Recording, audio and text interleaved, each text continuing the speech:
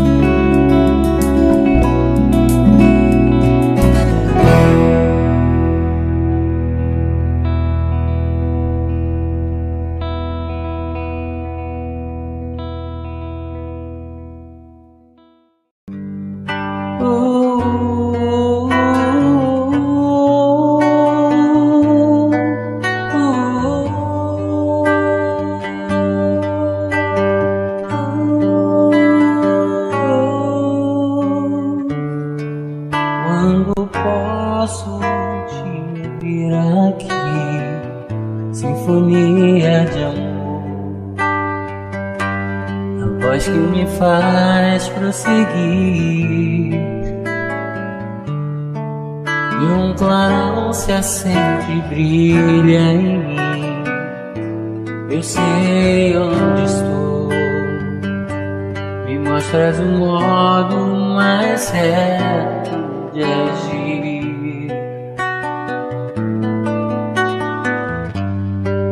Mesmo quando o sol se vai, ilumina meu chão como a estrada ao luar.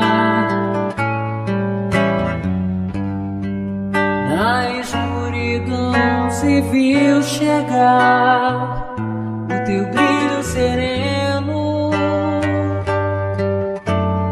pra nossos passos guiar.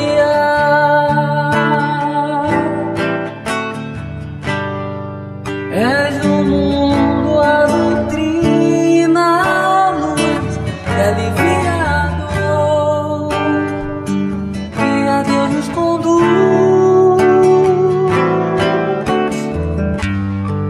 Cura os olhos de quem não vê, com mensagens que tocam fundo e transformam o ser. És no mundo a doutrina, a luz que alivia a dor, que a Deus nos conduz. Cura os olhos de quem não vê, com mensagens que tocam fundo e transformam o ser.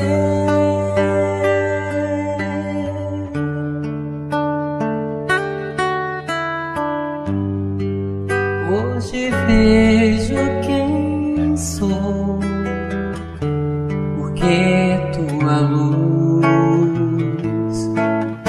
é o reflexo do amor do Senhor. Espiritismo consolador.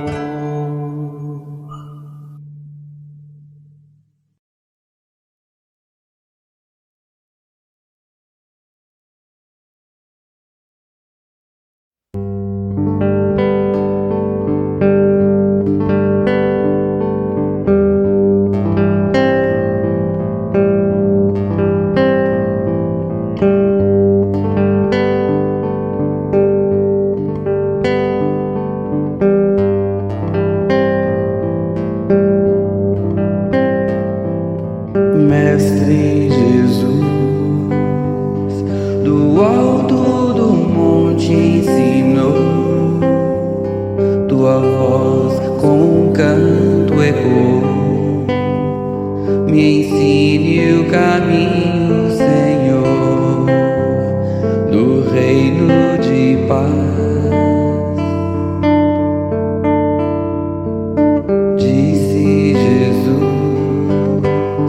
bem-aventurados sois vós, o sal da terra, que brilha a vossa luz, a luz do mundo. Bem-aventurados sois vós, os pobres de espírito. Bem-aventurados sois vós, Que estáis aflitos. Bem-aventurados sois vós, os pacíficos, que brilha a vossa luz, a luz do mundo. Bem-aventurados sois vós, os limpos de coração,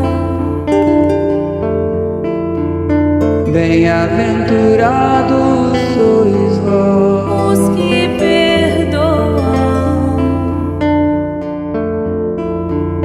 bem-aventurados sois vós, os que choram, que brilha a vossa luz, a luz do mundo, que brilha a vossa luz, a luz do mundo.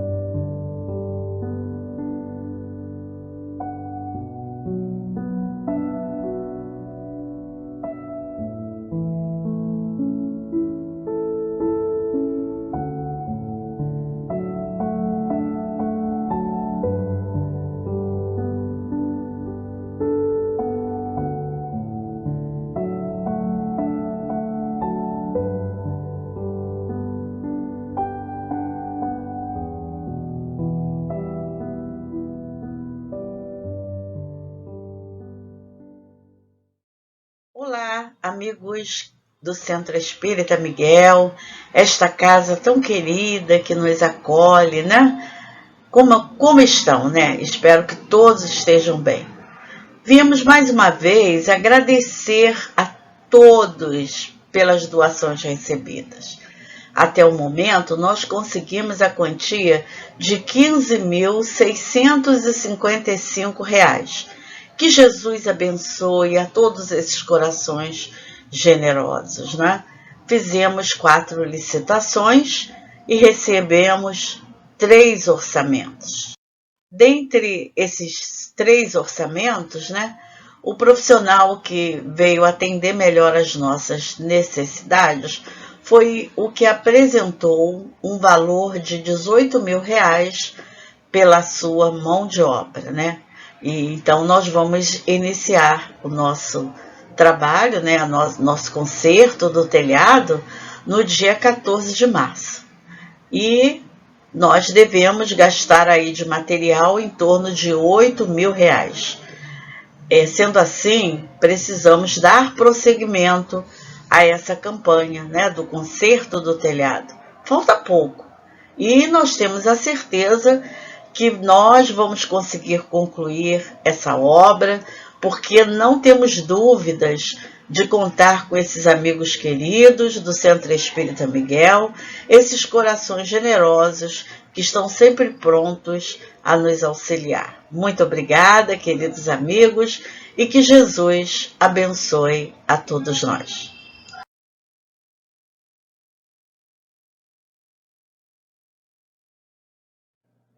Bom dia, meus irmãos.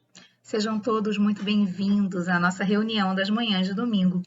Que Deus abençoe a vocês e suas famílias com muita saúde e muita paz.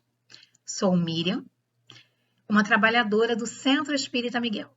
Sou negra, tenho os cabelos curtos e grisalhos, encaracolados, uso óculos, estou com uma blusa azul de bolinhas brancas e atrás de mim uma parede branca.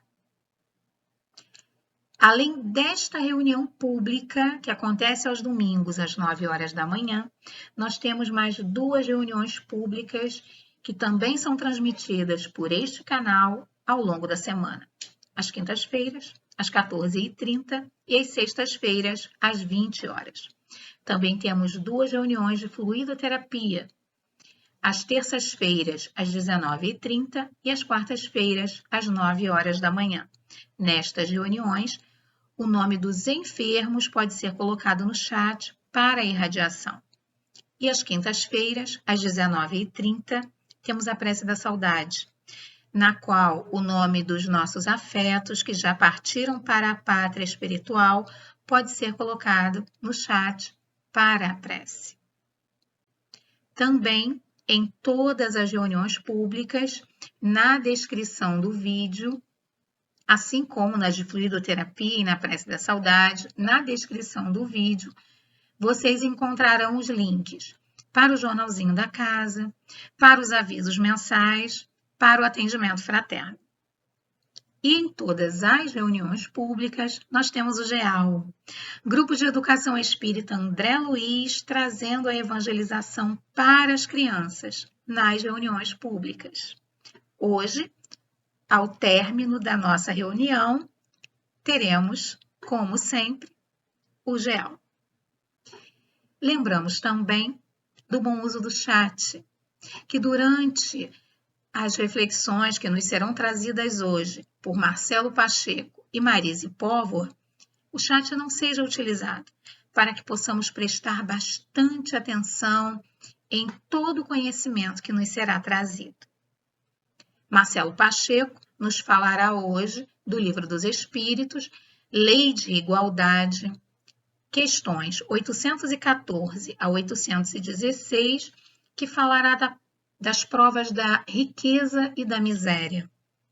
E em seguida, Marise Póvoa nos trará o Evangelho segundo o Espiritismo, capítulo 14, Honra teu pai e a tua mãe, itens 5 a 7.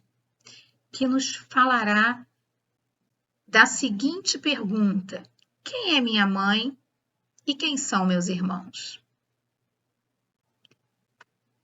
Então, vamos aproveitar esse banquete de luz que nos é oferecido nesta manhã e unidos em corações, em propósitos, sob a bondade divina que nos permite estar aqui, aproveitar bastante de tudo que nos está sendo oferecido. E para que este oferecimento chegue a mais corações, para que tudo que hoje vamos ver e ouvir aqui chegue a outras pessoas, pedimos que deem um like. Quanto mais likes, mais o YouTube impulsiona o vídeo e o vídeo tem maior visibilidade.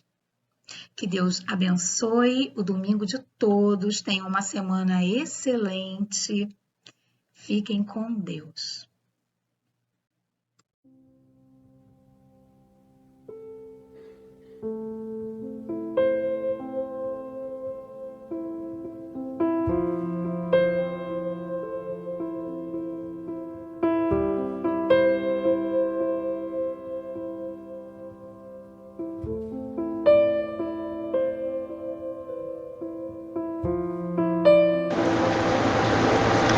do livro Ceifa de Luz de Francisco Cândido Xavier, pelo Espírito Emmanuel, legenda do Tribuno Espírita. Porque pelas tuas palavras serás justificado. Jesus, Mateus capítulo 12, versículo 37. Cultuar a beleza verbalista nas alocuções ou explicações que profira, alicerçando, porém, a palavra nas lições de Jesus. Confiar na segurança própria, mas atrair a inspiração de ordem superior através da prece. Atualizar-se constantemente, examinando, todavia, as novidades antes de veiculá-las. Referenciar a verdade, contudo, buscar o lado bom das situações e das pessoas para o destaque preciso. Formar observações próprias, conduzindo, porém, as opiniões para o bem de todos. Aprender com as experiências passadas, estimulando simultaneamente as iniciativas edificantes na direção do futuro. Enaltecer ideias e emoções sem desprezar a linguagem compreensível e simples. Instruir o cérebro dos ouvintes, acordando neles ao mesmo tempo o desejo de cooperar no levantamento do bem. Falar construtivamente, mas ouvir os outros, a fim de lhes entender os problemas. Enriquecer a cultura dos companheiros de humanidade, manejando a palavra digna. Entretanto, estudar o quanto possível de modo a ser sempre mais útil no aprimoramento geral.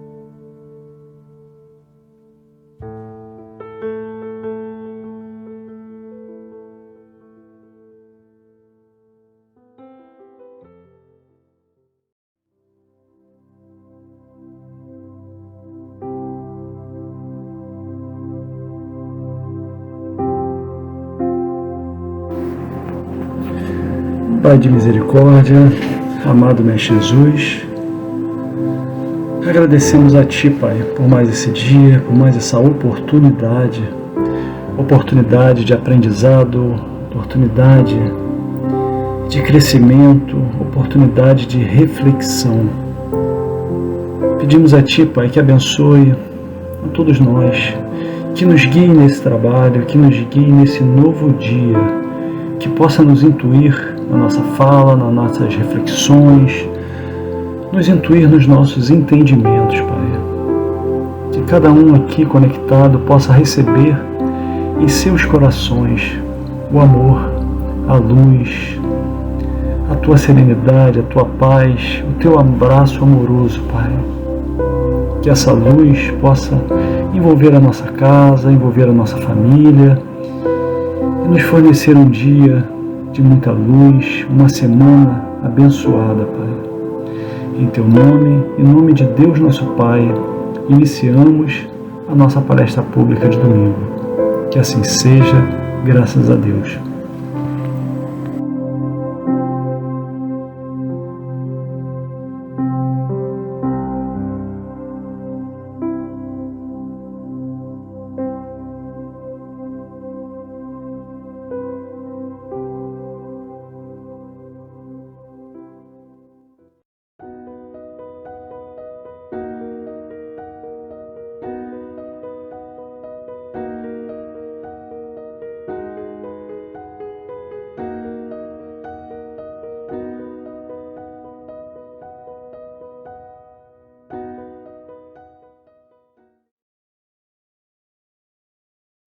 Olá a todos, sejam muito bem-vindos ao canal do Centro Espírita Miguel.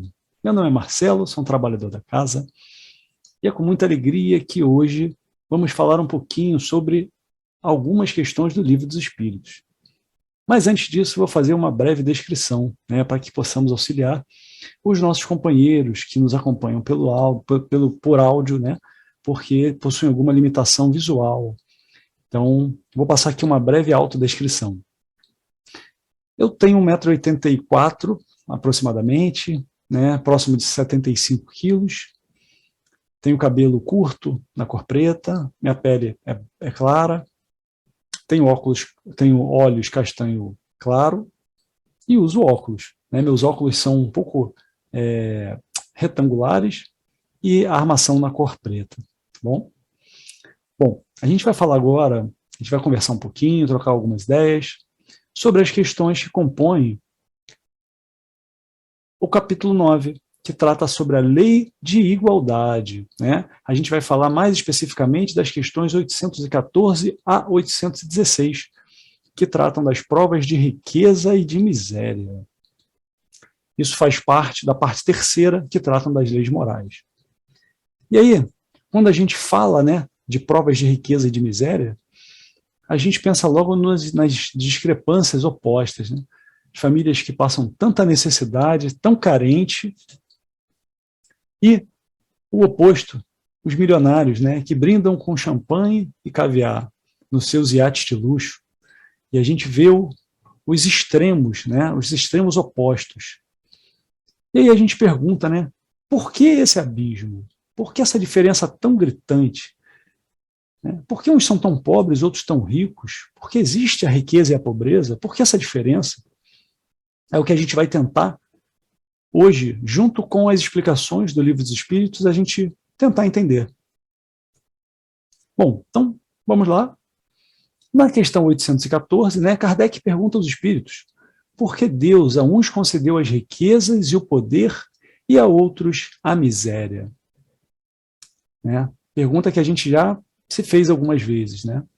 Por que tanta pobreza por um lado e tanta riqueza, né, excedente, exuberante por outro lado? E aí os espíritos nos esclarecem, para experimentá-los de modos diferentes. Além disso, como sabeis, essas provas foram escolhidas pelos próprios espíritos, que nelas, entretanto, sucumbem com frequência.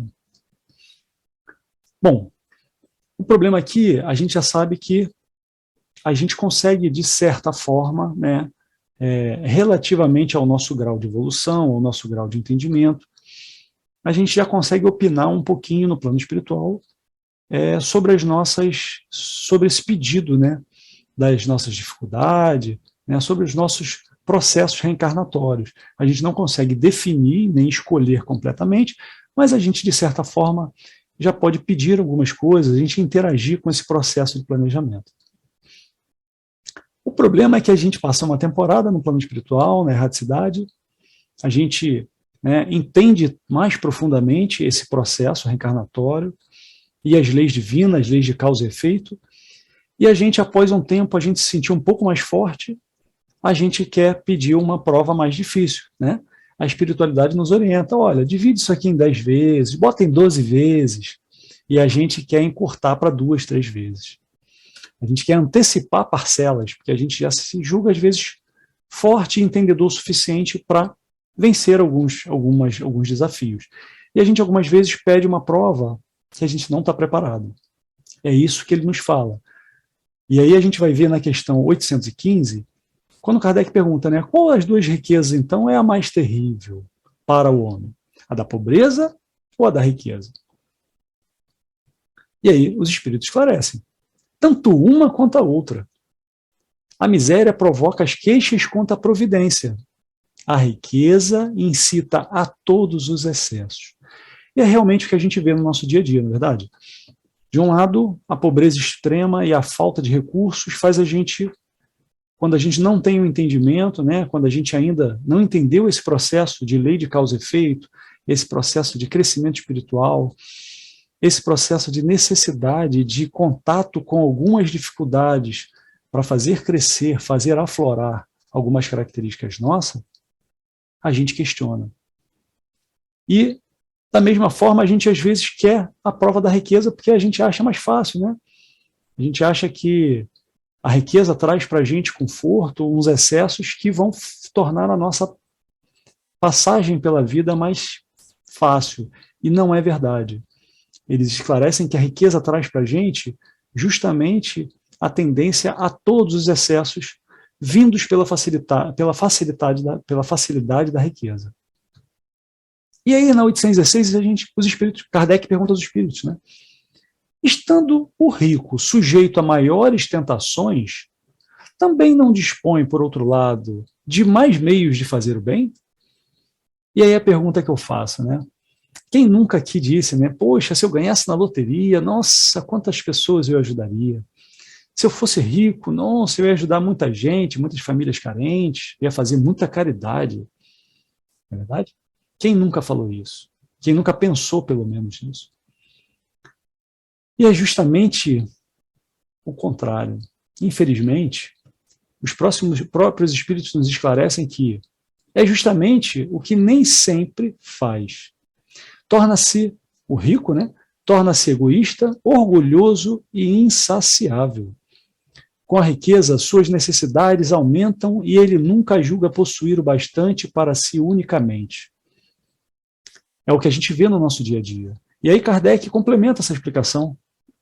Quanto mais rico e poderoso é o homem, tanto mais obrigações tem que cumprir. E tanto mais abundantes são os meios de que dispõe para fazer o bem e o mal.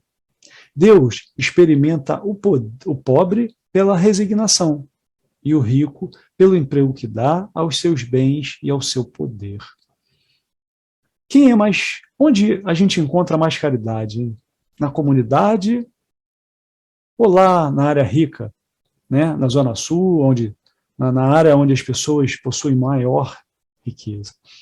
É mais fácil o pobre pegar aquela metade do pão que tem, que às vezes é o único pedaço que tem, e dividir com quem precisa, do que o rico ajudar uma pessoa que precisa. Então, ele justamente vem trazer esse entendimento para a gente. E aí a gente começa a pedir uma luz a mais ao Evangelho segundo o Espiritismo. Né? Lá no capítulo 16, que trata, não se pode servir a Deus e a Mamon. A gente sabe que Mamon vem a ser, né, vem lá do aramaico, traz para a gente essa ideia de dinheiro, de riqueza. Então, o Evangelho segundo o Espiritismo traz para a gente que ninguém pode servir a dois senhores, porque ou odiará um e amará o outro, ou se prenderá a um e desprezará o outro. E, infelizmente, é isso que acaba acontecendo com a gente. A gente começa a entrar nessa caminhada da riqueza e a gente se transforma em dominado por essa riqueza, não é verdade? A gente se torna um escravo desses bens materiais. E é isso que o Evangelho, segundo o Espiritismo, vem nos advertir, que o problema não é a riqueza, de maneira nenhuma. O problema é nós nos tornarmos escravos dela. E aí a gente pede um auxílio complementar lá em Marcos, no capítulo 8, né, que traz para a gente, pois que aproveitaria o homem ganhar o mundo inteiro e perder a sua alma? Às vezes a gente se preocupa com o ter, né? Somente com o ter. Possuir, comprar, adquirir, né? Ganhar. E a gente esquece que nós somos seres espirituais vivendo uma experiência passageira na Terra. A gente, né, que nós somos seres espirituais vivendo uma experiência material, para que a gente cresça por meio desse processo. A riqueza, os recursos materiais, eles são extremamente importantes para o crescimento, para o desenvolvimento do nosso planeta, para a lei de progresso. Mas a gente precisa trabalhar isso com o olhar espiritual, para que a gente não se torne escravo desses bens. E aí lá em Mateus, capítulo 6, ele complementa: não ajunteis tesouros na terra, onde a traça e a ferrugem tudo consomem, e onde os ladrões minam e roubam. A gente sabe que os verdadeiros tesouros estão no céu, estão no nosso coração, não é verdade? Nós somos seres espirituais, então viemos aqui para evoluir, para aprendermos, para amarmos. Então a nossa verdadeira fortuna é tudo aquilo de bom que a gente planta na nossa jornada. E aí ele complementa: onde estiver o vosso tesouro, aí também estará o vosso coração. Vê se não é exatamente isso que acontece no dia a dia. Né? Quando a gente foca, é dominado pelas riquezas, pelos bens materiais, pelo materialismo, ali colocamos o nosso coração. E, na verdade, aquilo ali é só uma ferramenta de auxílio, de transformação, de caminhada. Não é verdade? Evangelho segundo o Espiritismo, no capítulo 16, no item 7, também nos auxilia bem em relação a isso. Lá onde ele fala sobre os arrastamentos facilitados pelas riquezas, né? E ele fala que a riqueza é o supremo excitante do orgulho, do egoísmo e da vida sensual. É o laço mais poderoso que prende o homem à terra e lhe desvia do céu o pensamento. Então, a gente quer, né, é o que a gente mais acredita ser viável, seria a prova da riqueza.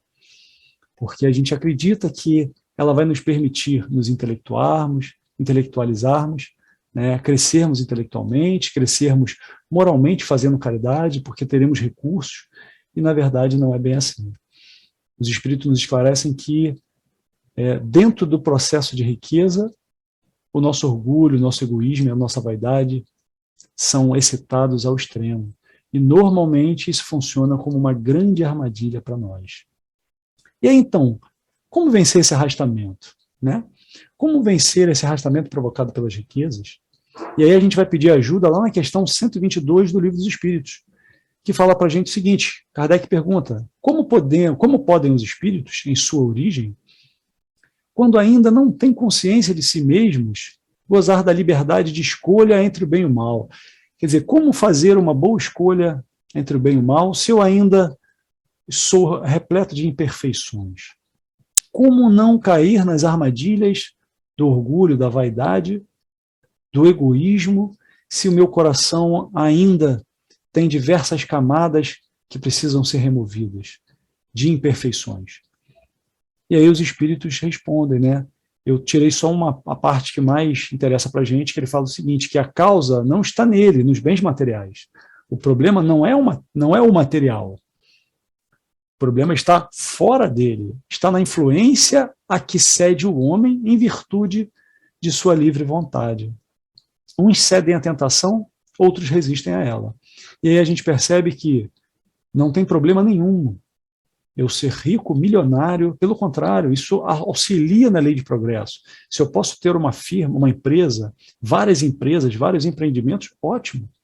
Eu estou auxiliando, eu estou gerando emprego, eu estou fazendo o meu planeta crescer.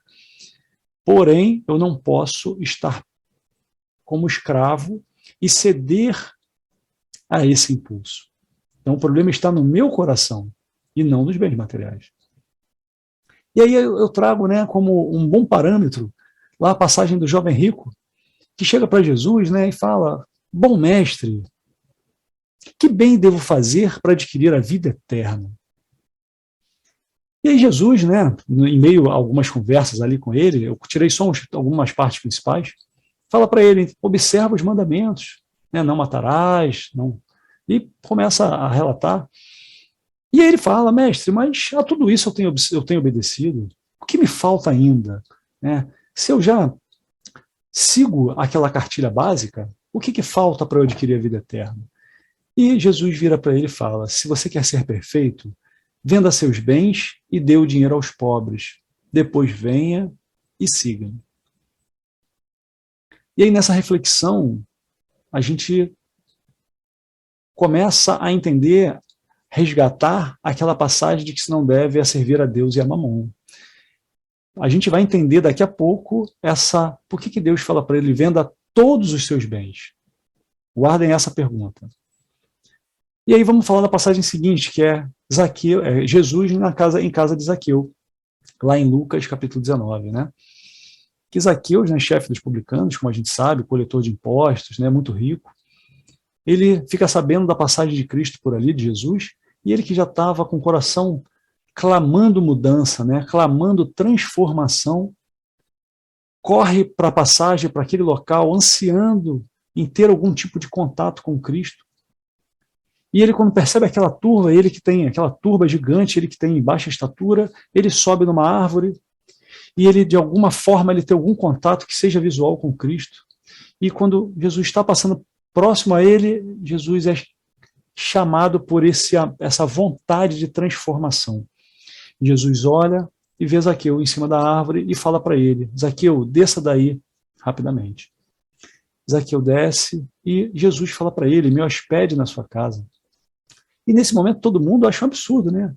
Mas Jesus, mestre, mas ele é um pecador, né? Ele é um coletor de impostos. E aí Zaqueu, com o coração tomado de amor, de vontade de se transformar, fala para Jesus, né? Doa metade dos meus bens aos pobres. Se causei dano a alguém, indenizo com 4 tantos. E aí Jesus olha para ele, vê aquela verdade nas palavras e fala, Zaqueu, esta casa recebe hoje a salvação. E aí a gente faz um comparativo nas duas passagens, o jovem rico e Zaqueu, né? No jovem rico ele fala, venda todos os seus bens e me siga. E Zaqueu se propõe a doar metade dos seus bens e Jesus aceita. Então a gente percebe que, na verdade, eu não preciso abrir mão dos meus bens para seguir Jesus. O que eu preciso é me libertar das amarras que me prendem a eles. Porque muitas vezes colocam o rico como alguém que está como um pecador, e não é verdade. Não tem problema nenhum eu ser rico. Nenhum sermos ricos, termos empresas, termos uma ótima condição financeira. O problema é nós servirmos indevidamente a esses bens materiais que foram tutelados a nós. Esse é o problema. E essas duas passagens mostram isso. Se o problema fosse o recurso, Jesus falaria para Zaqueu, Zaqueu, se desfaça de todos os seus bens, não da metade, e me siga. E não. Zaqueu falou, eu dou a metade e eu indenizo se a alguém eu fiz mal. Então a gente começa a perceber que a gente não pode ser escravo, né? A gente tem que usar com sabedoria. E aí a gente vai buscar um entendimento já em alguns alertas que já eram preparados para a gente desde 900 anos antes de Cristo, lá no livro poético, né? Livro de Provérbios, lá do Antigo Testamento, no capítulo 13, na passagem nos itens 7 e 8, que falam para a gente, alguns fingem que são ricos e nada têm. Outros fingem que são pobres e têm grande riqueza. Olha a humildade. Olha a fé, a devoção e a crença absoluta nas providências divinas. No item 8, né, ele fala, as riquezas de um homem servem de resgate para a sua vida, mas o pobre nunca recebe ameaças. Olha o alerta para as provações da riqueza, das ameaças para o nosso orgulho e para a nossa vaidade. Então, como fazer? Né? Como fazer caridade sem recurso? Como é que eu faço, então, se eu tenho uma limitação financeira extrema? Como é que eu vou ajudar? Como é que eu vou evoluir? E aí a gente lembra, né, a obra da viúva, lá em Marcos 12 ou Lucas 21, onde, né, ricos deixavam, né, esmolas lá com mãos largas, mas eram apenas o que sobrava. Era o que não eram, é o que era excedente, o que não representava nada para eles, embora fossem grandes quantias. E aí a viúva, humilde, né, com coração cristão, colocava as 2 pequenas moedinhas, que hoje equivaleriam a R$1, pelos cálculos dos historiadores. E aí Jesus chama, né, os seus discípulos e mostra a grandeza da ação daquela viúva. E essas 2 moedinhas a gente usa como analogia, porque, na verdade, essas 2 moedinhas podem ser representadas não só por dinheiro, mas podem ser representadas pelo nosso sorriso, pelo nosso abraço amigo, por ajudar alguém a atravessar a rua, né? Aquele ouvido paciente que ouve o nosso companheiro no momento de tristeza, no momento de desabafo, aquele olhar caridoso, né? Aquela fala amigável, aquela fala acolhedora, quando a gente atende um telefone gentil e a gente quer ajudar, e a gente vai além do nosso quadrado para tentar ajudar aquela pessoa. Então a gente está também repleto de formas de ajudar, não só financeiramente. E, na verdade, a forma financeira é a forma mais fácil. A mais difícil é essa, é usar o que nós temos, extraindo do nosso coração com amor, com caridade, com verdade. E aí, como mensagem de encerramento, eu vou trazer lá uma mensagem do livro Caminho, Verdade e Vida, né, pelo Espírito Emmanuel, cujo título é Duro é para ti recalcitrar contra os aguilhões. E fala o seguinte, eu tirei só alguns trechos também principais, tá?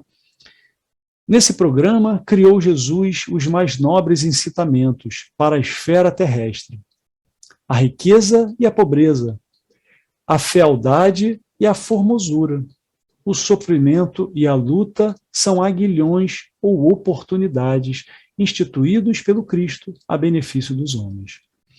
Cada existência e cada pessoa tem sua dificuldade particular, simbolizando ensejo bendito. Analisa a tua vida, situa teus aguilhões e não te voltes contra eles os aguilhões, as dificuldades. Se um espírito de grandeza, da grandeza de Paulo de Tarso, não poderia recalcitrar, não poderia se ausentar, abrir mão, deixar de passar pelas dificuldades, imagine o que se pedirá do nosso esforço, né? Nós que tanto ainda temos que melhorar, temos que caminhar, não é verdade? Então, que a gente saiba usar com muita sabedoria, né? Que o nosso Pai nos guie, nos oriente, ilumine a nossa mente, ilumine o nosso coração, para que a gente possa usar com sabedoria, com humildade, com brandura, todos os recursos que a nós foram confiados. Recursos recursos da fé, recursos do amor, recursos da nossa doação. Essa doação pode ser material, pode ser intelectual, pode ser o nosso tempo, pode ser a nossa força, o nosso esforço, o nosso trabalho, né? Pode ser a nossa ajuda técnica, uma comida, numa obra, né? Em algum serviço técnico de eletricidade, seja qual for, o nosso tempo de ouvir, de levar conhecimento, não importa, mas que possamos olhar para o nosso interior e enxergar tudo aquilo que temos que pode ser útil ao nosso próximo e doar com amor, para que possamos trilhar uma caminhada melhor, mais suave, mais iluminada em direção ao nosso Pai. Muito obrigado, que Deus abençoe o lar, a vida e a família de cada um, de todos nós. Que assim seja, graças a Deus.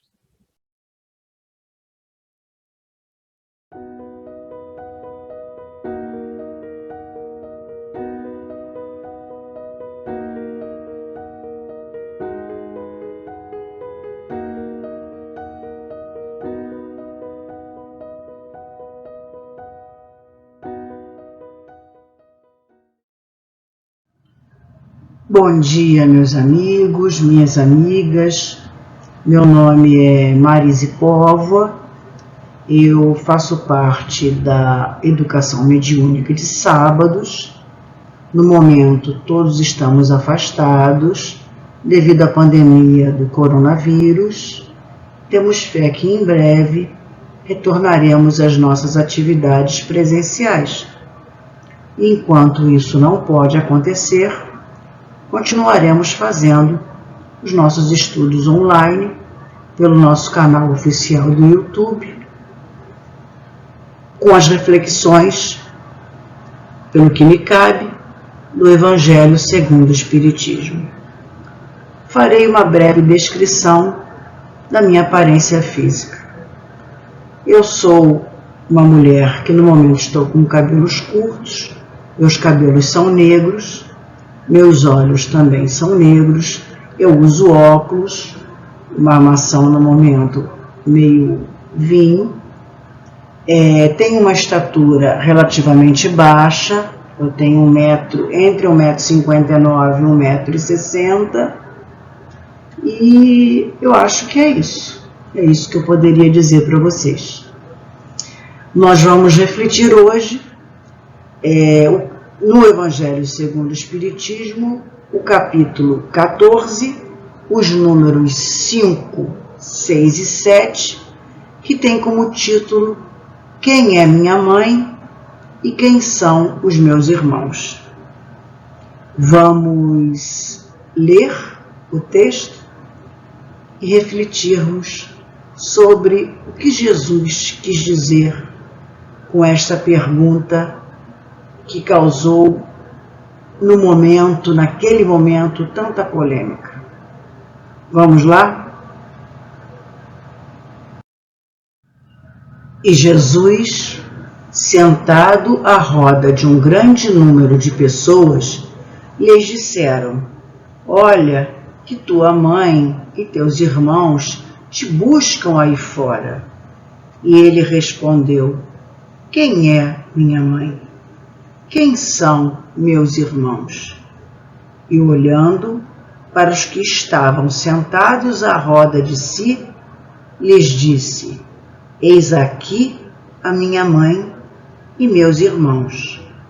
Porque quem fizer a vontade de Deus, esse é meu irmão, é minha irmã e minha mãe. Isto está em Marcos, capítulo 3, versículos 20, 21 e 31 e 35, e também em Mateus, capítulo 12, versículos 46 a 50.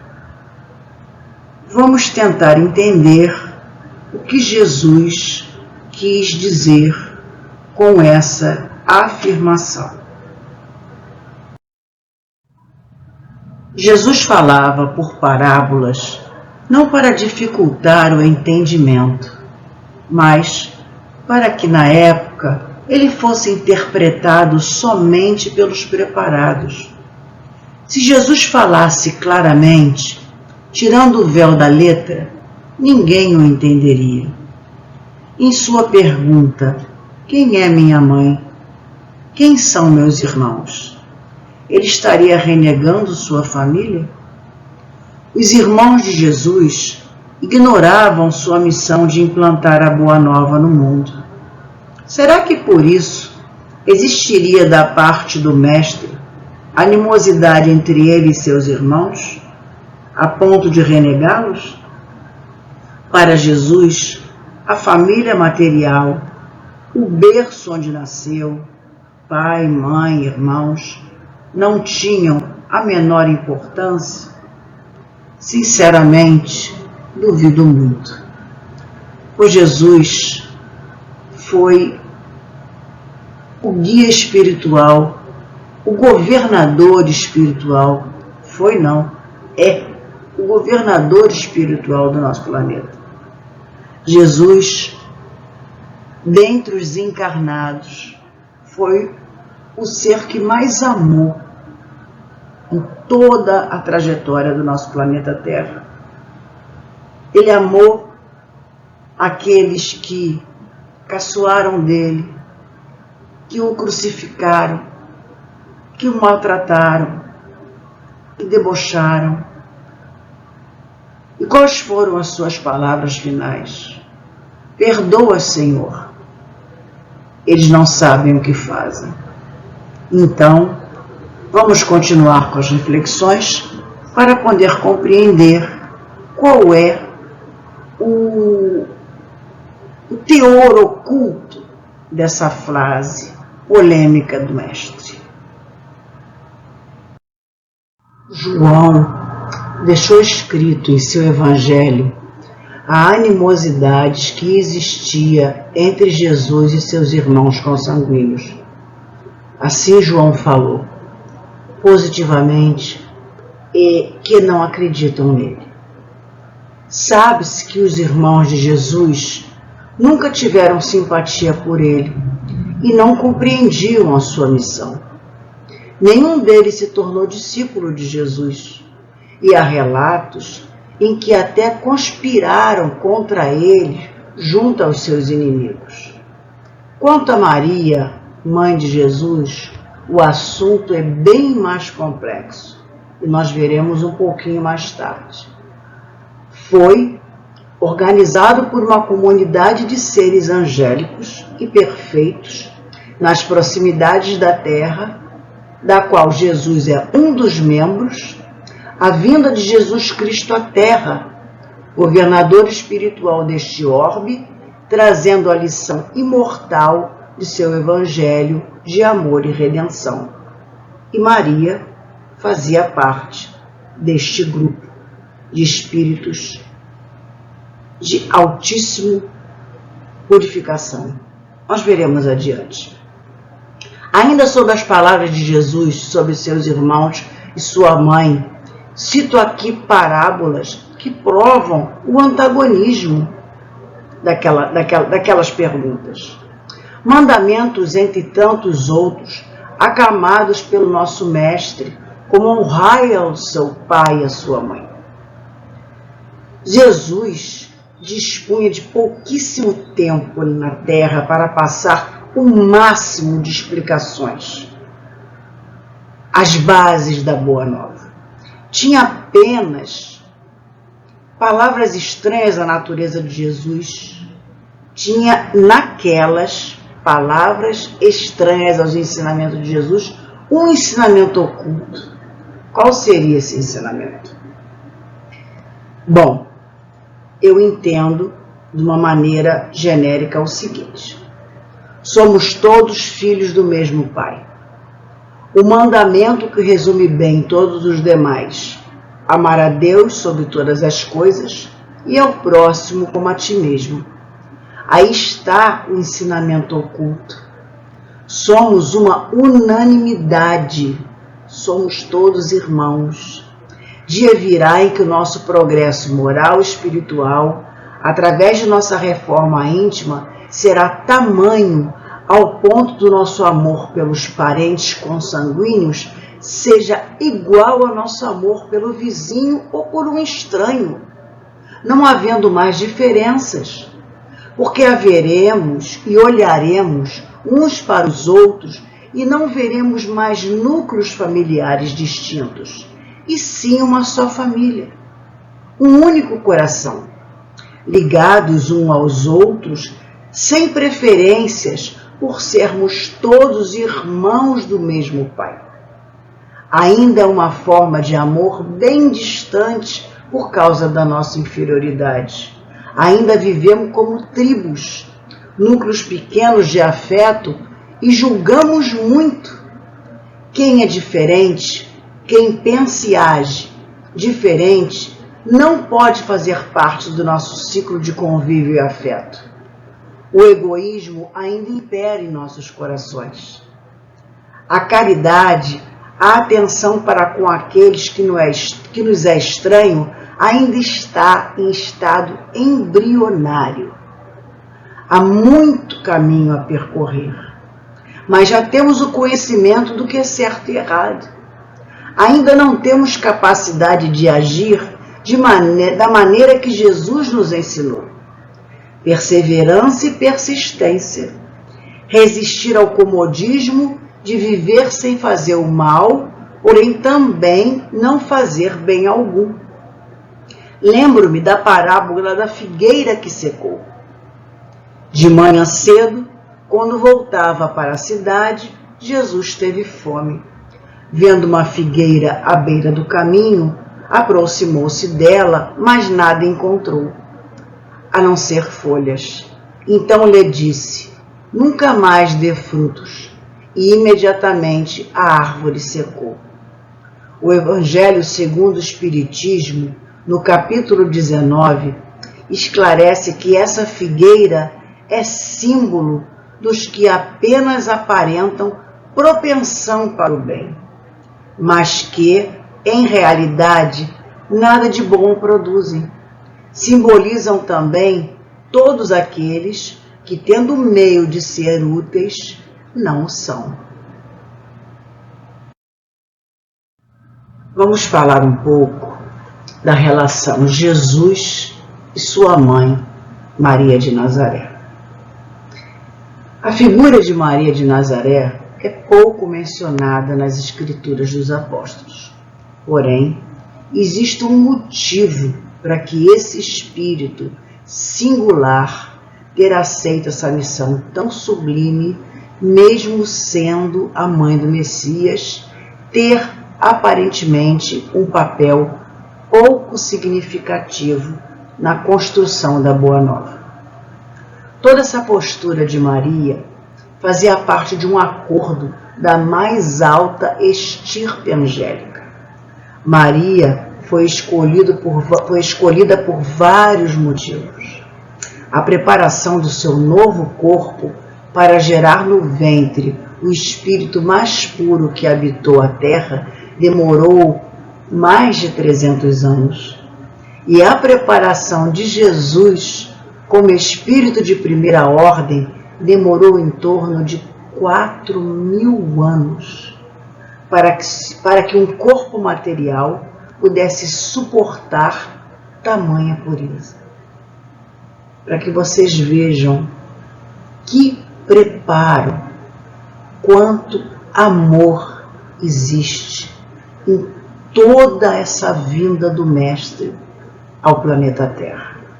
Continuamos. Era necessário essa postura passiva de Maria, que diverge da maioria das mães perante a vida dos filhos. A maioria das mães se envolve muito na vida dos filhos, principalmente quando pequenos. E a atitude de Maria era um pouco diferente. Vamos entender o porquê. E para melhor elucidar, eu vou compartilhar com vocês trechos tirados de alguns dos livros que abaixo relaciono. Maria, Mãe de Jesus, psicografia de Emmanuel por Chico Xavier. A Boa Nova, psicografia de Humberto de Campos, também por Chico. A Caminho da Luz, também psicografia de Emmanuel, também pela mediunidade de Chico Xavier. Maria de Nazaré, psicografia de Miramês, pela mediunidade de João Nunes Maia. E o Sublime Peregrino, psicografia de Ramatiz, pela mediunidade de Hercílio Maes. Entre outros tantos, sobre a missão de Maria de Nazaré como Mãe de Jesus Cristo. Nas palavras do Espírito Miramês, Maria de Nazaré, espírito de mais alta envergadura, de uma pureza de sentimentos tal que escapa a todas as nossas deduções e esforços de compreensão. Maria de Nazaré foi exemplo de pureza. Maria, Mãe de Jesus, é um espírito de pureza lirial, vindo de planos altamente iluminados para receber e ter em sua companhia o espírito mais evoluído que pisou no solo terrestre, portador da mensagem de Deus para os homens. Nosso governador espiritual, Jesus Cristo. Este trecho está em Miramês, Maria de Nazaré, página 9 e página 13. No mesmo sentido, Emmanuel, em Caminho da Luz, cita a importância de Maria. As figuras de Simeão, Ana, Isabel, João Batista, José, bem como a personalidade sublimada de Maria, têm sido muitas vezes objeto de observações injustas e maliciosas. Mas a realidade é que somente com o concurso daqueles mensageiros da Boa Nova, portadores de contribuição, de fervor, crença e vida, poderia Jesus lançar na terra os fundamentos da verdade inabalável. Isso está no livro A Caminho da Luz, do Espírito de Emmanuel, psicografia de Chico Xavier, na página 97. Para complementar o nosso pensamento, vamos falar sobre a missão da Mãe de Jesus Cristo, Maria de Nazaré, na Terra. No livro O Sublime Peregrino, do Espírito Ramatiz, psicografado por Hercílio Maes, no capítulo 8, sob o título Maria e sua missão na Terra, extraímos duas perguntas. A primeira: por que motivos os mestres siderais escolheram o espírito de Maria para ser mãe de Jesus? E Ramatiz responde: o Alto escolheu Maria para esta missão porque se tratava de um espírito de absoluta humildade, tenro e resignado, que não iria interferir na missão de Jesus. Ela seria a mãe ideal para ele, amorosa e paciente, sem as exigências despóticas dos caprichos pessoais, deixando, enfim, manifestar seus pensamentos em toda a sua espontaneidade original.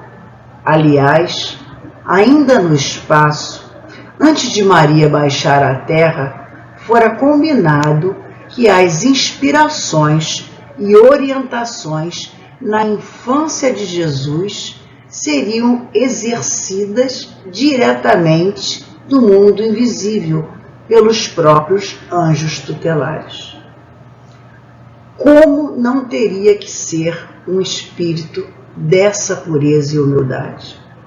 Qual seria a mãe que, vendo seu rebento pequeno, não iria orientá-lo para que ele se moldasse aquilo que ela considerava a sua, como dizer, as suas normas, o seu jeito de ser, a educação.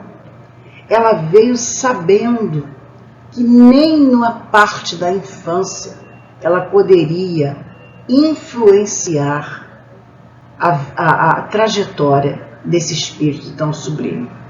E na segunda pergunta, como entenderíamos melhor essa condição passiva de Maria em não intervir ou influir na formação psicológica de Jesus durante sua infância, sendo ela sua genitora? E Ramatiz: Maria era um espírito amoroso, tenro e paciente, completamente liberta do personalismo tão próprio das almas primárias e sem se escravidar à ancestralidade da carne. Possuía virtudes exceltas, oriundo do seu elevado grau espiritual. Essas duas perguntas estão no livro Sublime Peregrino, de Ramatiz, as páginas 90 e 91. Estamos quase terminando as nossas reflexões e eu vou deixar aqui com vocês uma pergunta que eu já fiz a mim mesma, já tive a minha resposta e vou passar essa pergunta para vocês, para que vocês reflitam com vocês mesmos ou com familiares, se acharem que isso será produtivo, sobre o seguinte texto. Como elucida vários espíritos, existem inúmeros equívocos sobre a personalidade de Maria de Nazaré. Deixo com vocês uma pergunta para nossas reflexões íntimas. Conhecedor de todo o exaustivo trabalho de preparação para sua vinda ao planeta Terra e sabedor que o Espírito de Maria era parte integrante de todo esse processo, detalhadamente, Jesus renegaria esta mulher? Será? Obviamente que não. Aquela frase, quem são meus irmãos? Quem é a minha mãe? Era mais uma oportunidade de Jesus demonstrar para nós que ainda temos um amor extremamente limitado do nosso círculo, do nosso vínculo, daquele grupo pequeno de pessoas a quem convivemos e que nos damos bem. Nós convivemos com outras pessoas que nós não temos simpatia, que nós não nos damos bem. Nós, às vezes, convivemos com eles por uma necessidade, até mesmo dentro da família ou no ambiente de trabalho. Então, no meu entender, o que Jesus quis dizer que irmãos todos nós somos. Hoje eu sou mãe de 2 rapazes, amanhã eu posso ser filha de um deles, como posso ser a irmã, Como posso não ser nada, ser uma vizinha, ou vir no sexo masculino, com outras situações? Enfim, o que é a família material? O que é a família espiritual? A família material, ela pode ser também a espiritual, mas nem sempre a família espiritual é a nossa família material.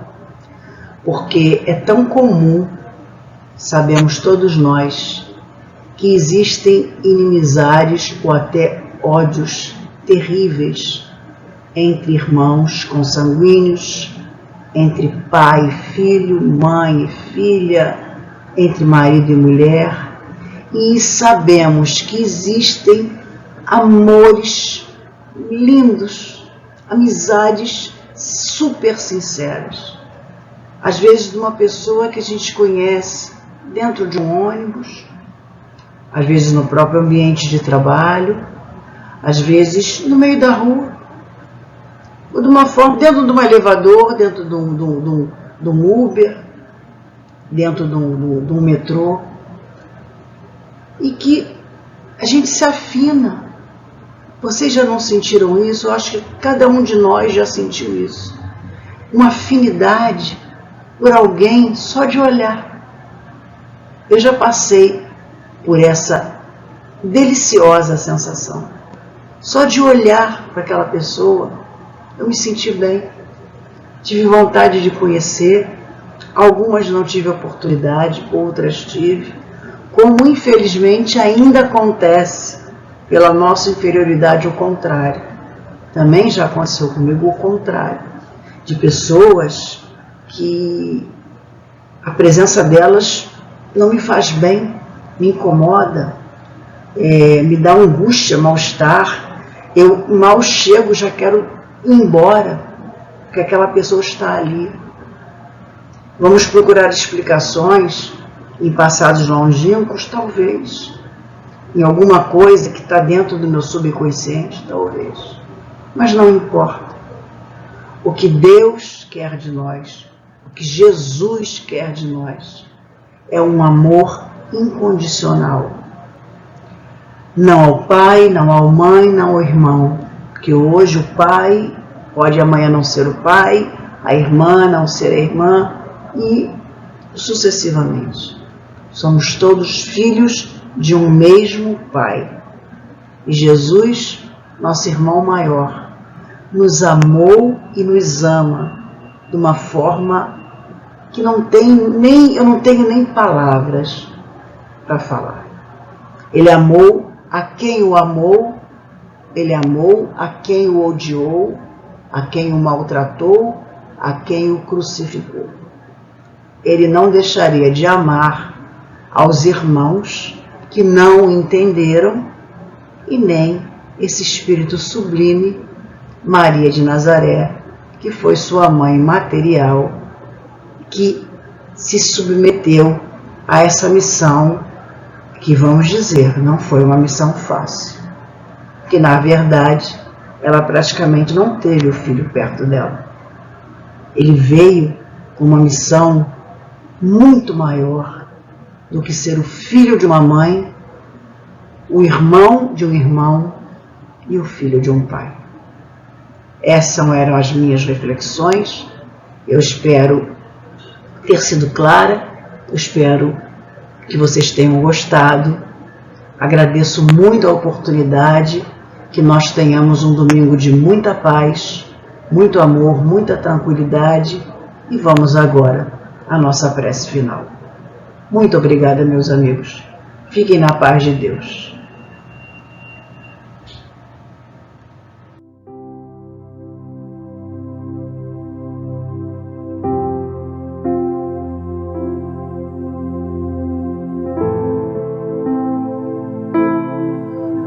Senhor, é com o coração cheio de gratidão que termino mais uma vez as reflexões desse domingo abençoado. esse estudo bendito do Livro dos Espíritos e do Evangelho segundo o Espiritismo, que tantas consolações nos trazem. Eu te agradeço, Senhor, porque amanheci hoje. Eu te agradeço, Senhor, pela oportunidade de estar na Terra, encarnada, com novas oportunidades. De nada sei do meu passado, e sei que isso é uma bênção, porque todos nós temos algo de ruim para os nossos karmas. Me felicito pela oportunidade, agradeço pelo conhecimento espírita, agradeço pelos amigos, pelas observações, pelas leituras, pelas palestras. Agradeço, Senhor, pelos ensinamentos, por ter nascido numa família que compreendeu a minha mediunidade em tão tenra idade, que a princípio transformou a minha vida, muito difícil, mas que depois me abriu um campo tão imenso de conhecimento, tão sublime. Eu sou tão feliz, Senhor, por ser espírita. Eu sou tão feliz por ter tido a oportunidade do conhecimento dessa doutrina.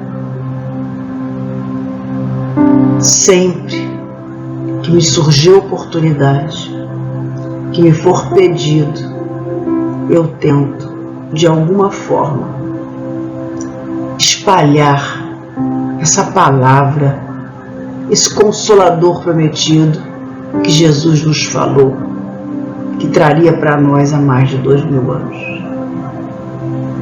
Te agradecemos, Senhor. Estamos passando pela pandemia e mesmo cada um em suas casas, eu acho que nunca tivemos tão perto um dos outros. Foi uma prova para toda a humanidade terrestre. Uns aproveitaram, outros não. Mas o que importa é que nós espíritas entendemos o significado de tudo aquilo que chega na Terra, bom e ruim. E por tudo isso, com toda a minha gratidão, eu peço a permissão dos guias da Casa de Miguel, de Catuíte, Irmãs Margaridas e tantos outros colaboradores para dar como encerrada mais essa reunião pública dessa manhã de domingo. Muito obrigada, meu Deus. Louvado seja o nome de nosso Senhor Jesus Cristo. Graças a Deus.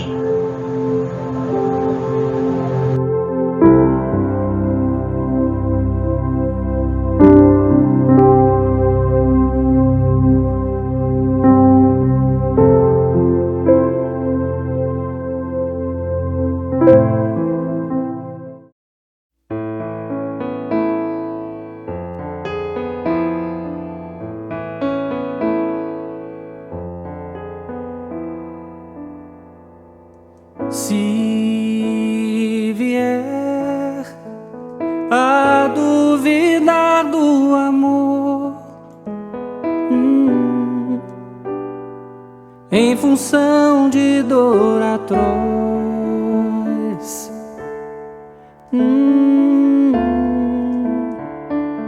lembre que existe em nós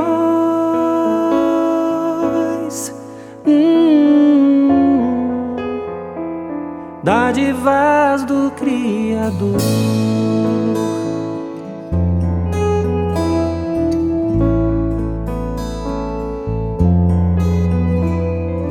Olhe bem ao seu redor e verá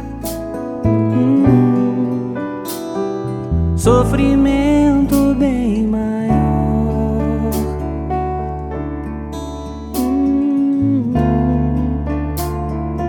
todo irmão que estende a mão.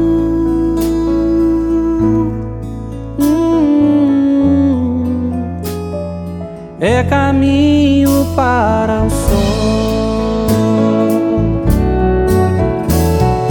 Vai, abre a janela do seu coração, contempla o ventre da manhã gerando luz. Tão belas, mas amanhecer exige superar a escuridão.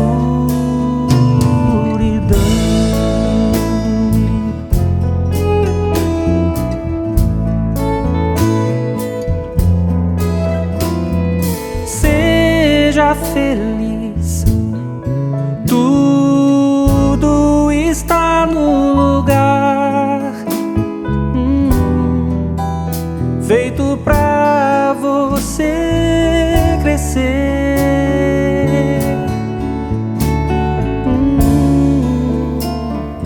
Nada aqui seja em vão.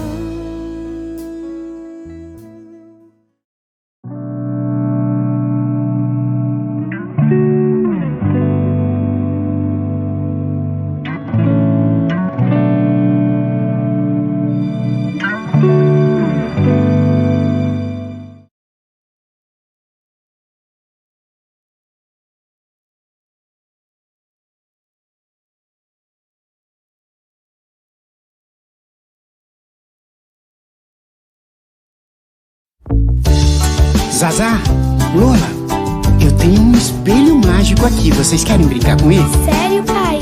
Um espelho mágico? Eu quero brincar disso. Vamos brincar de olhar pro espelho e ver o que ele diz para você. Mas esse espelho é diferente, também revela o que está dentro da gente. O que você descobriria? O que você aceitaria?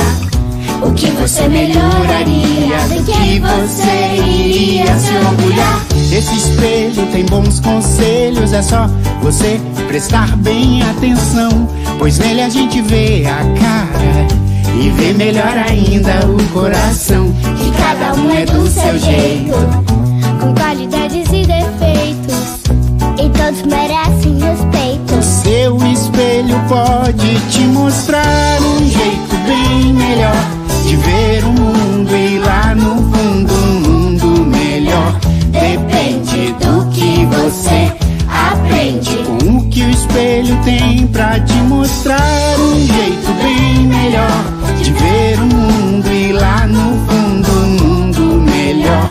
Depende do que você aprende, com o que o espelho tem pra te mostrar. Nossa, que legal brincar com esse espelho. Ele consegue mostrar o que tem dentro da gente. É isso mesmo. Eu descobri coisas muito legais. Ai, como eu amo esse espelho, aprendo tanto com ele. Puxa, que bom, então vamos brincar mais com esse espelho. Vamos nessa. Vamos brincar de olhar pro espelho e ver o que ele diz para você. Mas esse espelho é diferente, também revela o que está dentro da gente. O que você descobriria? O que você aceitaria? O que você melhoraria? Do que você iria se orgulhar?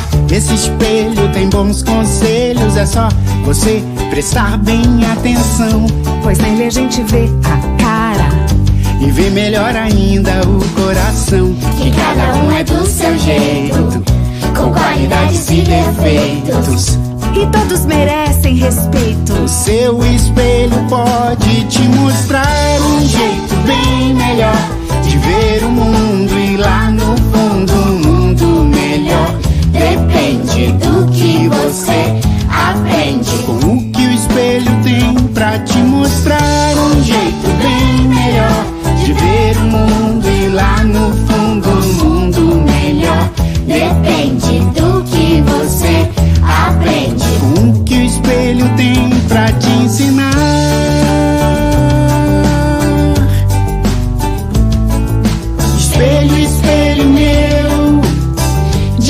Disse pra mim, cada um é do seu jeito e é perfeito, que isso seja sempre assim, espelho meu. Disse pra mim, cada um é do seu jeito e é perfeito, que isso seja sempre assim.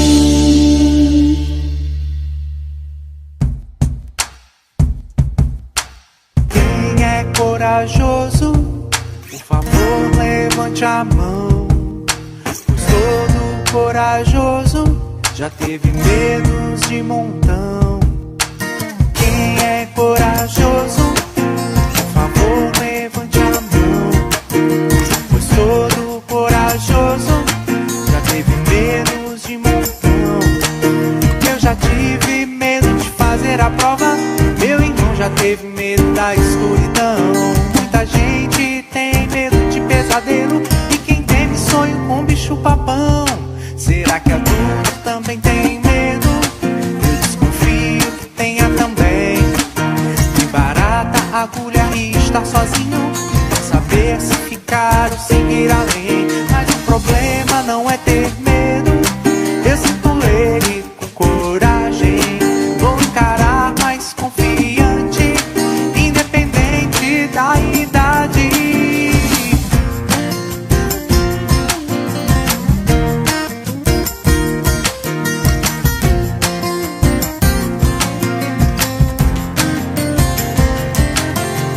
Quem é corajoso, por favor, levante a mão. Pois todo corajoso já teve medo de montão.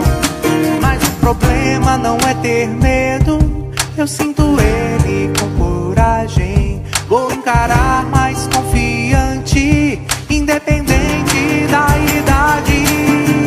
Quem é corajoso, por favor, levante a mão. Vou na canção que traz coragem, guardada no meu coração. No coração.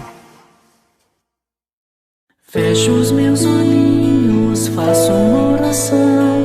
Este é meu jeitinho de falar com Deus, com o coraçãozinho cheio de gratidão. Este é meu jeitinho de falar com Deus. Peço com carinho, paz e proteção. Este é meu jeitinho de falar com Deus. Lembro do irmãozinho em dor e aflição. Este é meu jeitinho de falar com Deus.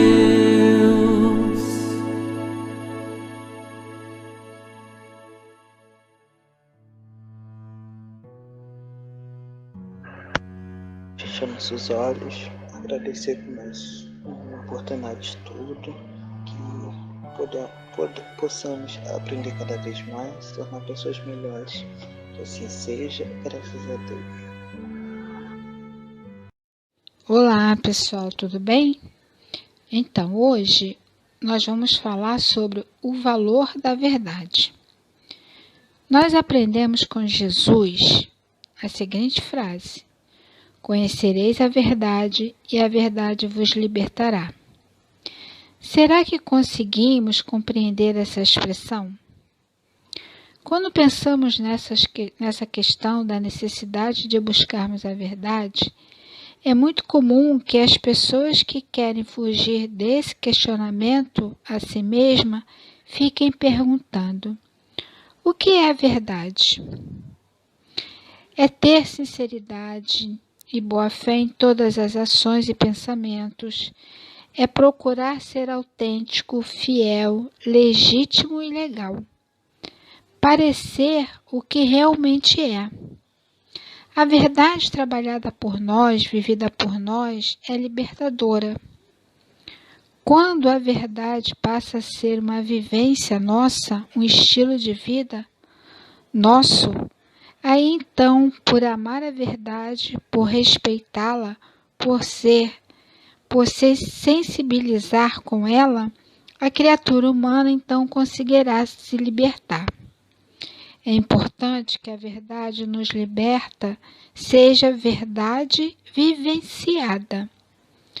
Mas para que sejamos felizes verdadeiramente, a partir do conhecimento da verdade, é necessário que mergulhemos nela e deixamos que ela mergulhe em nós. No livro Fonte Viva tem a mensagem 173, fala assim: ante a luz da verdade, que ela é sobre o esclarecimento de Emmanuel sobre essa frase que eu falei antes, né? Conhecereis a verdade e a verdade vos libertará. Isso está em João, capítulo 8, versículo 32. No finalzinho dessa mensagem, que eu vou ler para vocês, fala assim: só existe verdadeira liberdade na submissão ao dever fielmente cumprido. Conhecer, portanto, a verdade é perceber o sentido da vida. É perceber o sentido da vida e crescer em serviço e brilhamento constante. Observa desse modo a tua posição diante da luz.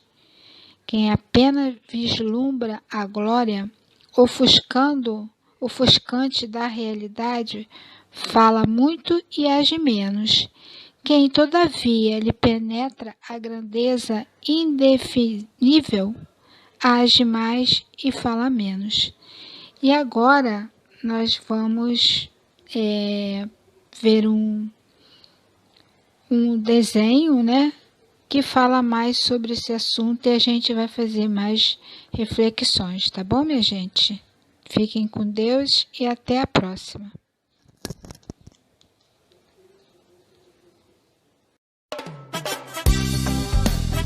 Pedro e o Lobo.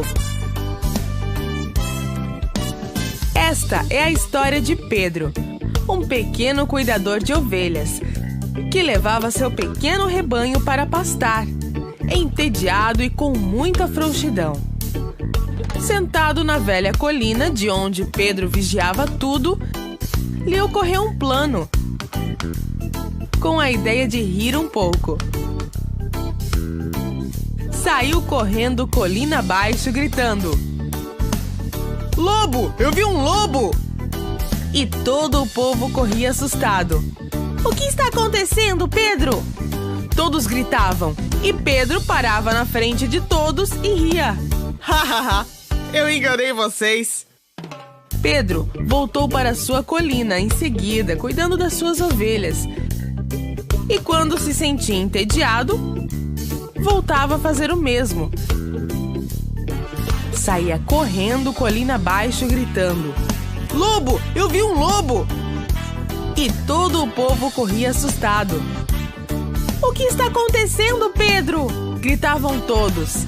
E Pedro parava na frente de todos e ria. "Eu enganei vocês de novo!" Pedro voltou para sua colina em seguida, cuidando das ovelhas. E se outra vez ficava entediado, voltava a fazer o mesmo. Saía correndo colina abaixo, gritando: "Lobo! Eu vi um lobo!" Mas nada do povo sair para ajudá-lo. "É só o Pedro que engana todo mundo!" E Pedro parou e se deu conta de que ninguém saiu. Ué, ninguém saiu! Uma tarde, Pedro cochilava. Estava confiante de que nada estava acontecendo, mas o lobo se aproximava. Tinha fome e ninguém estava vigiando. Pedro acordou e com seus olhos viu um animal selvagem, o lobo feroz. Tremendo de medo, ele despertou e saiu gritando a plenos pulmões: "Ajuda! Ajuda!" Saiu correndo colina abaixo, gritando: "Lobo! Eu vi um lobo!" Ninguém do povo saiu para ajudá-lo. "É só o Pedro que engana todo mundo!" E Pedro, que corria, se deu conta de que ninguém saiu, mas dessa vez havia um lobo. Como Pedro viu que ninguém saía, decidiu subir a colina e enfrentar o lobo com coragem. Pegou umas pedras e subiu. O lobo estava quase comendo as ovelhas, que não podiam se defender. Pedro jogou todas as suas pedras e o lobo se virou para ver quem era. Você acha que pode comigo com essas pedras? Terei que te comer primeiro, menino bobo. Sou o lobo feroz. Pedro, assustado, tremia as pernas e não se deu conta de que 3 ovelhas escaparam e foram até o povo pedir ajuda. As pessoas se deram conta de que estavam em perigo e todo o povo saiu para ajudar Pedro. Afugentaram o lobo, que se foi dizendo: tem muita gente neste povo! E as ovelhas foram salvas. O povo todo comemorou. Pedro aprendeu que não é bom dizer mentiras, pois ninguém acredita em você quando precisa de ajuda. Essa é a lição.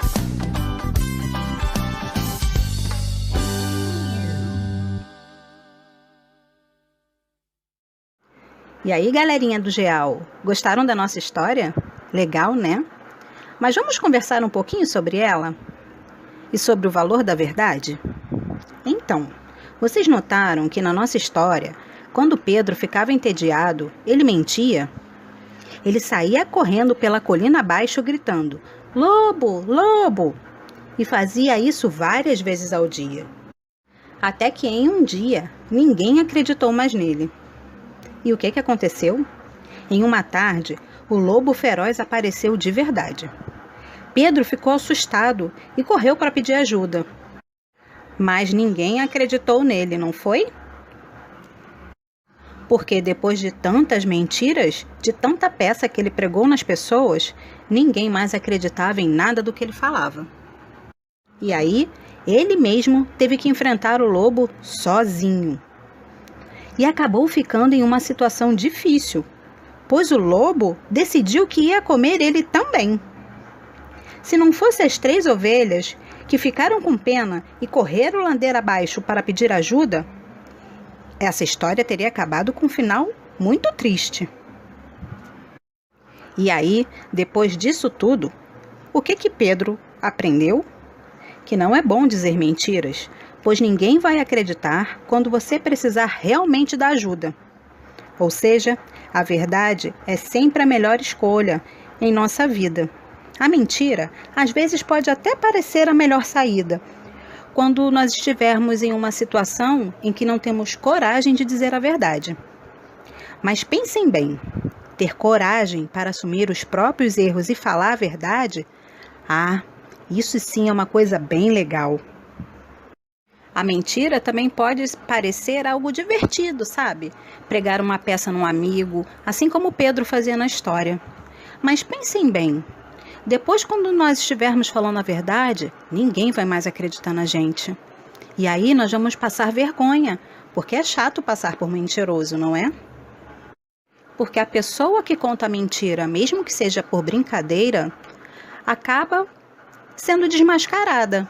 E assim que a verdade for revelada, também acaba ficando sozinha, pois as pessoas que estarão perto dela vão acabar se afastando por duvidar de tudo que ela fala. Sabe por quê? É só a gente parar para pensar assim. Como eu me sentiria se estivesse no lugar da outra pessoa que eu estou brincando desse jeito? Que eu estou pregando essa peça? Se fosse comigo, se alguém estivesse me contando uma mentira, eu gostaria? Eu gostaria desse tipo de brincadeira comigo? Eu acho que não é verdade? Então nós aprendemos também que não é bom fazer com o outro aquilo que nós não queremos que façam conosco. Porque é chato ser enganado. Então, se nós não queremos que ninguém nos engane, nós não devemos querer enganar o outro também. Devemos sempre lembrar também que a verdade faz parte das leis de Deus. Assim, contar a verdade é proceder de acordo com o que Deus deseja para nós. Outra coisa, se nós dizemos que somos seguidores de Jesus, então devemos agir como Ele. Jesus sempre disse a verdade e nos incentivou a ter um coração puro, ou seja, sincero, acolhedor e bondoso. Um coração que sempre conta a verdade. Quando nós falamos a verdade, também atraímos para perto de nós boas companhias, tanto encarnadas quanto desencarnadas, amigos de verdade. Enquanto quando mentimos, atraímos pessoas que se afinizam também com a mentira, tanto encarnados quanto desencarnados. Então, quem nós queremos perto de nós? Os bons espíritos e bons amigos? Ou os outros que gostam de mentir e enganar? Então vamos sempre lembrar que dizer a verdade é a melhor opção, em todos os casos. E que a pessoa que mente acaba ficando desacreditada e ninguém mais confiará nela. Então é isso, galerinha. Um beijo e vamos para a nossa atividade. Tchau, tchau. Oi, tudo bem? Eu sou a tia Deise e alguns já me conhecem, né? Vamos a mais um estudo e hoje o valor da verdade com a história Pedro e o Lobo. Pedro, vocês viram no vídeo, ele era um menino que cuidava das ovelhas, mas infelizmente era preguiçoso, né? E não gostava assim muito de trabalhar, estava sempre de má vontade com tudo. Embaixo da árvore, pensamentos ruins. Que pena, não é? E aí ele resolveu descer a colina correndo, gritando: "Ô lobo! Ô lobo! Ô lobo!" E as pessoas então foram ao encontro dele para ajudá-lo, tentar salvar também as ovelhas. Quando chegaram perto, o que Pedro fez? Caiu na gargalhada. Puxa, isso muito feio fazer isso, muito, muito feio. E aí as pessoas ficaram chateadas.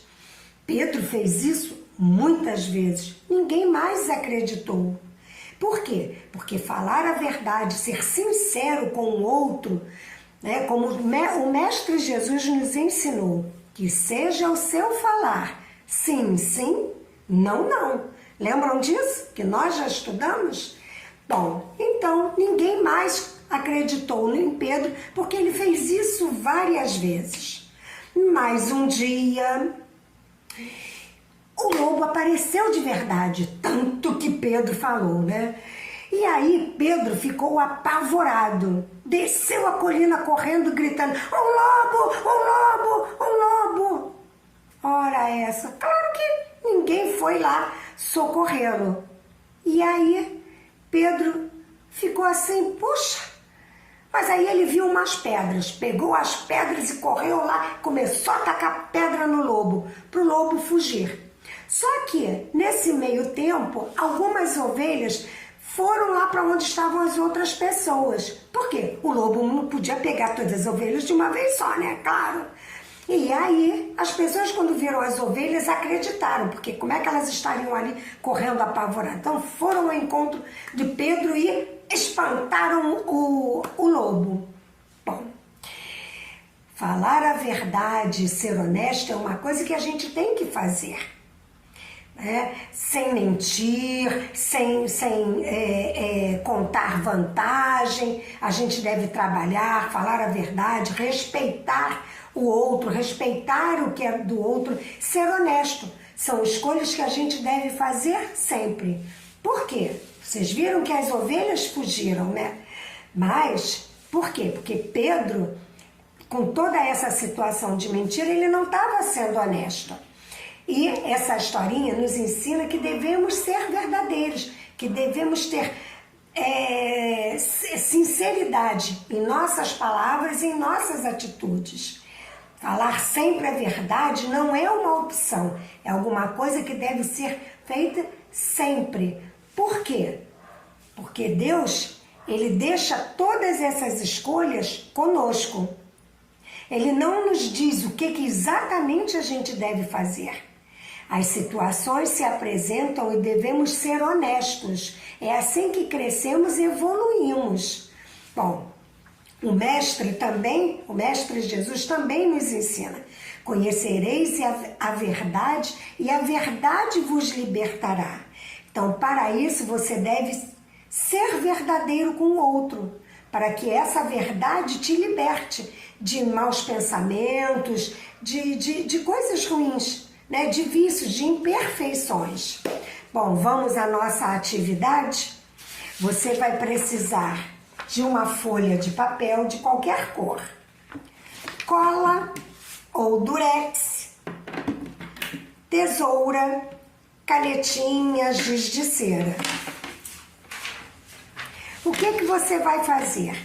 Todo mundo aqui, a maioria, já fez um leque para se abanar, não é?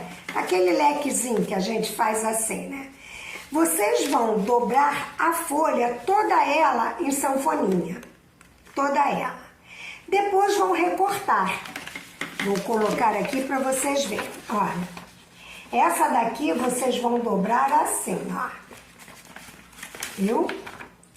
Essa é uma metade, que será o corpinho. Vocês vão desenhar o Pedro. Não sei se eu falei isso para vocês. Olha o meu Pedro aqui pronto, ó. Olha só, que bonito. Estão vendo? Isso, todo mundo viu o meu Pedro. Da outra metade, depois que fizerem a sanfoninha, vocês vão cortar em 4 tiras. Corta ela. E depois vão, com um pedacinho qualquer de uma outra folha, um restinho, um cantinho de folha, vão fazer aqui, ó, a cabeça do Pedro. Opa! A cabeça do Pedro. Vocês vão pegar o corpo, a cabeça, cola. Pega as perninhas e cola. Quem quiser, aqui ó, pinta para fazer o sapatinho. Tá vendo aqui? As 2 perninhas, ou cola ou passa durex. O bracinho, tá vendo? Quem quiser, faz a mãozinha. E a outra mãozinha, outro bracinho, faz a mãozinha e tal, cola ou passa durex. E aí você vai ter o seu Pedro, que lembram que na história ele estava sempre assim, olha. Ele falava debochando dos outros, ele falou com o lobo, ele correu todo assim, ó, mamulengo. E aí eu espero que vocês tenham gostado da atividade, tá, ó? Até a próxima semana e eu espero que tudo sempre fique muito bem com todos nós.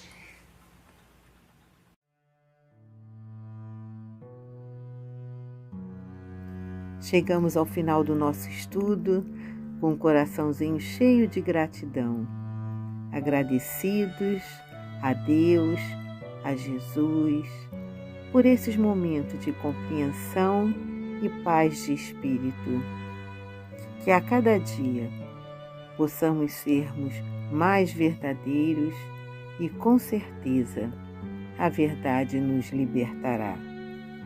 Que assim seja, graças a Deus, graças a Jesus.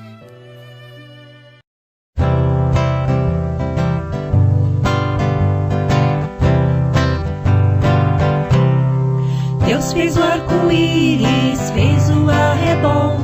Deus criou o dia junto com o sol. Deus criou a lua pra brilhar e as estrelinhas pra piscar. Deus fez a gatinha, fez também o cão. Uau. Criou a galinha e o pato grandão. Deus fez o coelhinho branco assim e a vaca dá leitinho pra mim. Deus criou as flores, árvores também. Deus criou a chuva que me faz tão bem. Deus criou a grama pra